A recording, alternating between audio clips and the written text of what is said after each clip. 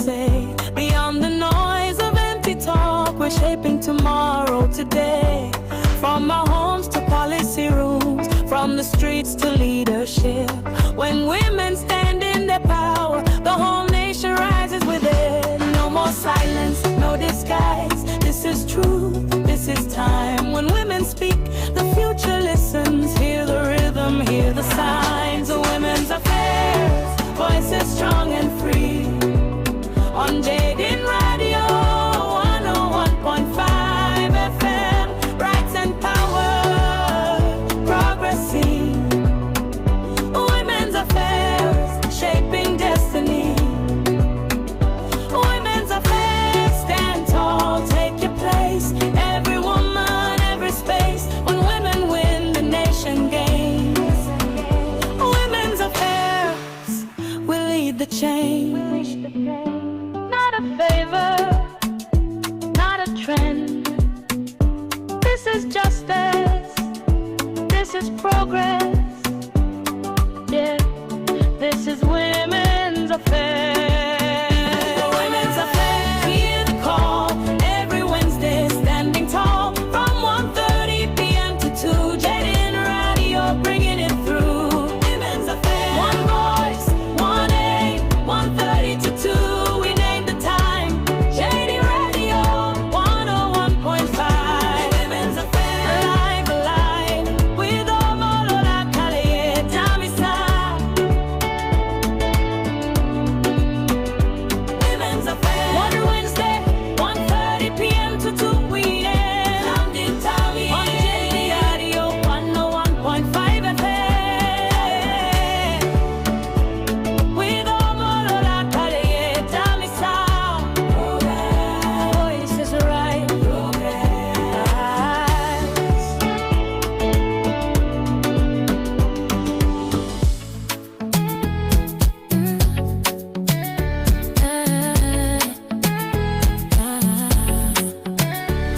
Every voice deserves a chance. Every woman has a say. Beyond the noise of empty talk, we're shaping tomorrow today. From our homes to policy rules, from the streets to leadership. When women stand in their power, the whole nation rises with it. No more silence, no disguise. This is truth, this is time. When women speak, the future listens. Hear the rhythm, hear the sigh. Women's affairs, voices strong and free. On JBN Radio 101.5 FM. Rights and power, prowess see. Women's affairs, shaping destiny. Women's affairs, stand tall, take your place. Yeah. Da da da. Da da da da da da da. Hey. Every voice deserves a chance. Every woman has a say. Beyond the noise of empty talk, we're shaping tomorrow today. Yeah. From our homes to policy rooms, from the streets to leadership. When women stand in their power, the whole nation rises with it. No more sighs, no disguise. This is true, this is time. When women speak, the future listens. Hear the rhythm, hear the signs. Women's affairs, voices strong and free. On JD Radio 101.5 FM.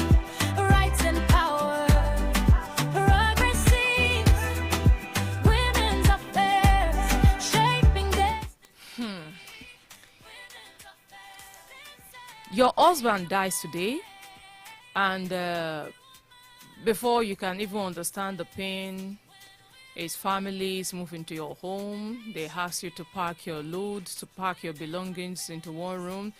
Then they begin to share his property and then prepares to sell his car. And then the question is, Who has the legal right to make those decisions? Can a widow be pushed aside immediately after her husband's death? And what happens to the future of her children? Good afternoon, dear listeners, and welcome to another edition of Women Affairs on JDN Radio 101.5 FM. This is the program where we discuss issues affecting women and the society at large. I am your host. My name is Omolola Kalejaye Damisa. And today we are discussing a very sensitive issue that has raised serious concerns about the rights and protections of widows in Nigeria. There was a recent report on the social media space that tells the story of a 28-year-old woman whose husband was reportedly died only about some few weeks ago. And according to the report, instead of giving time and space to mourn, it was reported that members of the late husband's family, they allegedly moved into the home where the widow shared with her husband, and they asked her to move herself and her young two children into just one room. And there are also allegations that some of the deceased properties have already been shared, and that there are plans that they want to sell his car. Now, why we must remember that these are allegations and all the sides deserve to be heard, even though I've seen some posts about the mother-in-law coming outside to talk about this issue, because this issue, I saw it on the social media space and I feel like I need to speak about this issue.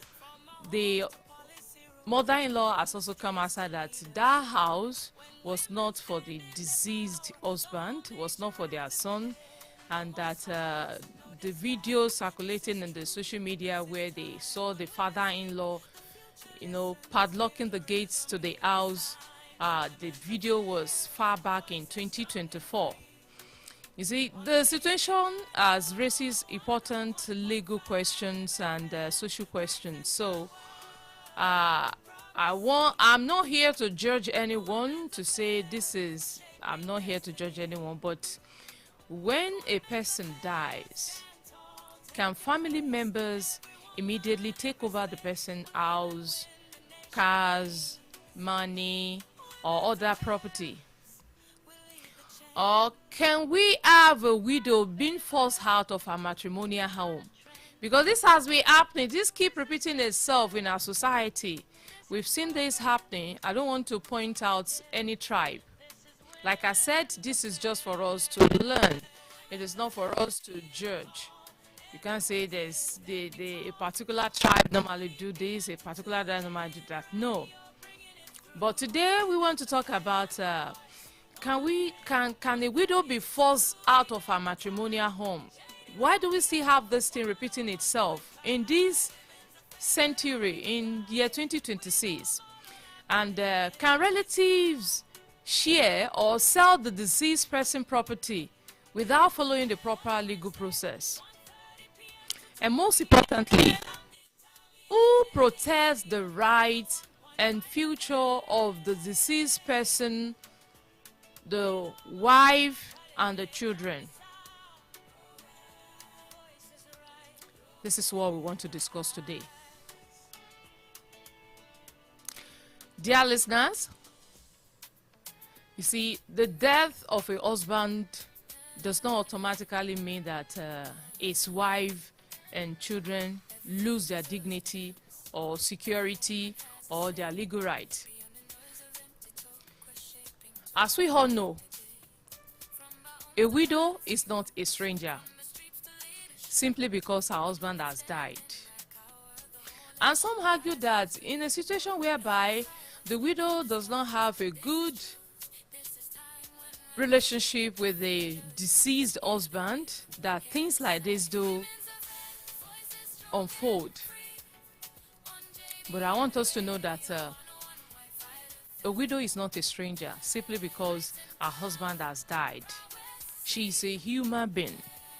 She is a mother, and in many cases, a lawful spouse with rights that deserve protection. Even though there are some women that fall victim of these circumstances. We have some that they are legally married, their marriage is back up legally, and we have some that they just, maybe they just got themselves pregnant, and at the end of the day, they just, automatically they became husband and wife, and then the husband died. Then life happened to her.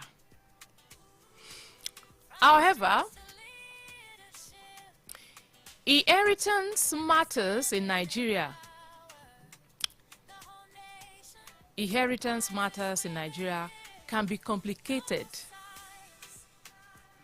because the applicable law may depend on several factors, which include, like I said the other time, the type of marriage the couple contracted, whether we have the deceased left a valid will, or the nature and the ownership of the property, then the state where the property is located, and in some cases the customary or religious law that may apply. So therefore, I would say we must avoid assuming that every widow automatically receives the same share in every situation. No.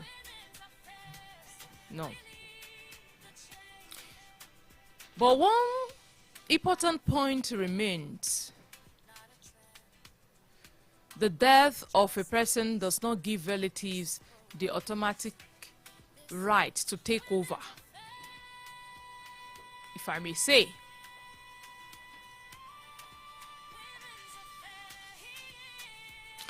You see,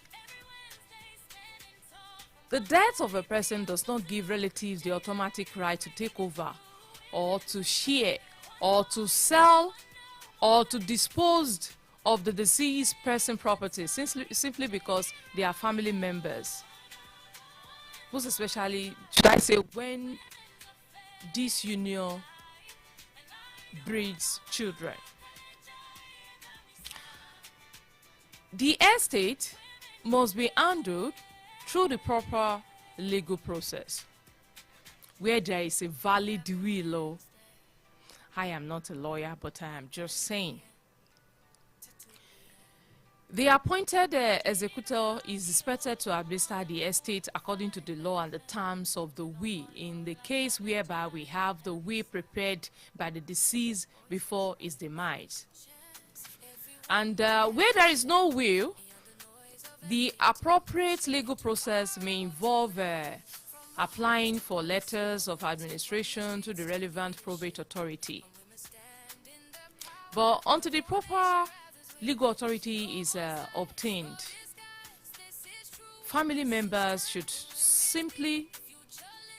not simply act as though the deceased person property now belongs to them personally.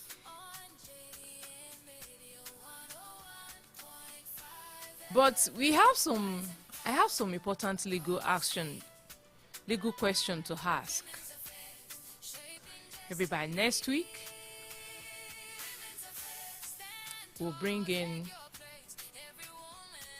a lawyer who can talk about the right of the widows and the children concerning the property that the deceased left. So we can ask questions about that. But before then, let us consider some important questions. Question 1 is, can the husband families move into the home and then order the widow into one room in a situation whereby we have husband and wife living in it, maybe let's say in a duplex, and then the husband passed away, and then we have the family members. This has been repeating itself in our society, and it's needed to be addressed. And then we'll see a situation whereby the family members, the uncles, the siblings, all those family members, even extended family, you see them coming in, then they'll say they want to take over. The wife and the children should just move into, the widow should move into maybe a one-room apartment or whatever. And then, anyway, the answer may depend on who legally owns the house and the circumstances that surround the property. In some situations we have couples coming together to build a house and then they live in there. So if the house was jointly owned or rented, or in a situation whereby it is solely owned by the deceased or is owned by another person, maybe by the widow, the legal position may differ. These are the questions we will ask lawyers when they come around. But however, relatives should not use intimidation, threat, harassment, or force to dispose a grieving widow, or place her and her children in danger. Because we see this, I normally see this in the films. We watch movies, and when we watch movies, we see them, all these in-laws, father-in-law, brother-in-law, all this in-law, when the husband passed away, then you see the way they treat the widows. Where there is intimidation, emotional abuse, economic abuse, threat, or violence, the affected person may seek legal protection and report the matter to the appropriate authorities. We have seen so many widows whose, after their husband died, the brother-in-law would take over the property and then leaving the wife, the widow, to just go and find your way. And even there are times that they will even ask them that they want to marry them. Now, how they say it? They say, "One suloko." So when they do that, does that give the brother-in-law the automatic ticket to the deceased property? I'm very sure in this our Oyo State we will have a mechanism or agency that will see to the domestic and gender-based violence. Very sure about that. Another question is, can the family immediately share the deceased person property? So after death, what is next? After the disease has passed, what is next? The next thing is the sharing of the property.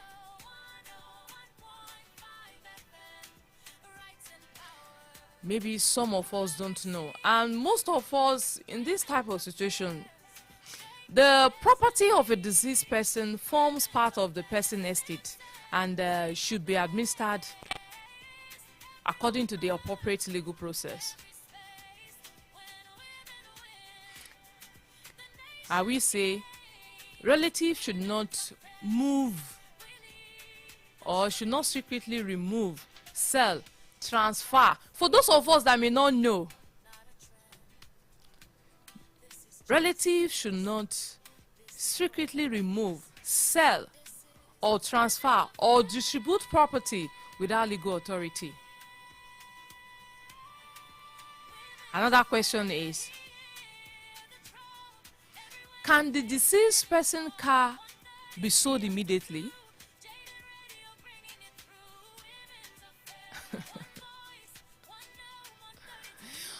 Another question is, what about the children? The children are not strangers to their father estate. What about the children? Their welfare, their education, their housing, and their future must be considered.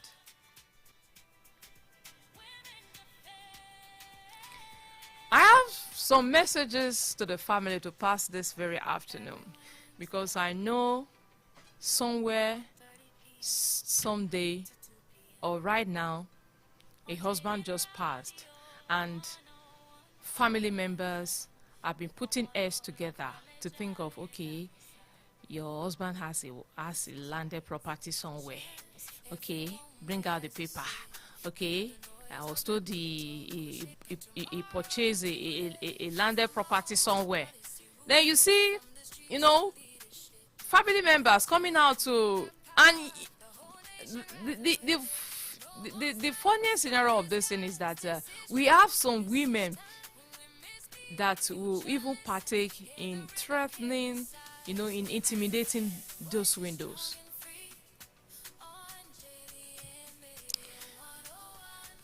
My message to families is just that, to families of deceased men, I think grief should not become an opportunity for property grabbing. A woman just lost her husband, and the children just lost their father. So this is a time for compassion, for support, for responsible decision making, not intimidation, not humiliation or conflict. Not your husband told me this, no.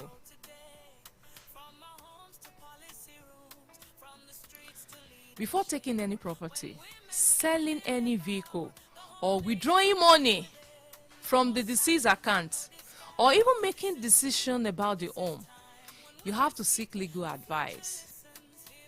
I will just say this to the families: seek legal advice and follow the proper process. You have to remember that family relationship does not automatically mean legal authority. When you have family relationship with somebody, it does not give you the legal authority. You know, we are in a country with law. My time is fast spent. Before I go, let me just give this message to the widows. But next week, by the special grace of God, we'll bring on board a legal practitioner who is going to give us insight, who is going to explain to us all these things that we needed to do. I know there are so many widows out there that will be like, what happened? You see many of the widows, you see the way they are just wasting away in the society. Nobody look at them after the demise of their husband. To every widow that is listening to us today, do not sign document you do not understand yet. Do not. Any document that is being brought to you while you were mourning, do not sign any document. Do not surrender important document because someone is pressuring you. Then the father-in-law will come, the mother-in-law will come, the brother-in-law will come. They will say, go and bring this. Your husband told me he has a landed property in so places. Do not surrender important document, because this might matter to you in the nearest future and even for the future of your children, because of victimization or because somebody is pressuring you. Keep copies of all relevant documents, such as if you are married, your marriage certificate, keep it where applicable. Birth certificates of the children, you have to keep it. Property document, vehicle document, bank information, and even evidence of ownership. Please keep all these things. It's time for me to go. But next week we'll continue with this very topic. Until then, I remain Omolola Kalejaye Damisa. Women, keep your head up. I love you all. See you next week, Wednesday. Women's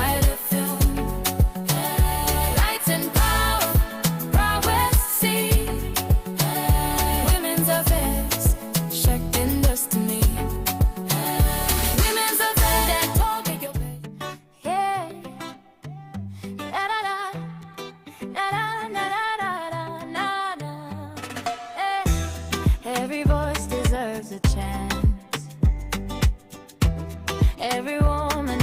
to say. Beyond the noise of empty talk, we're shaping tomorrow today. From our homes to policy rooms, from the streets to leadership, when women stand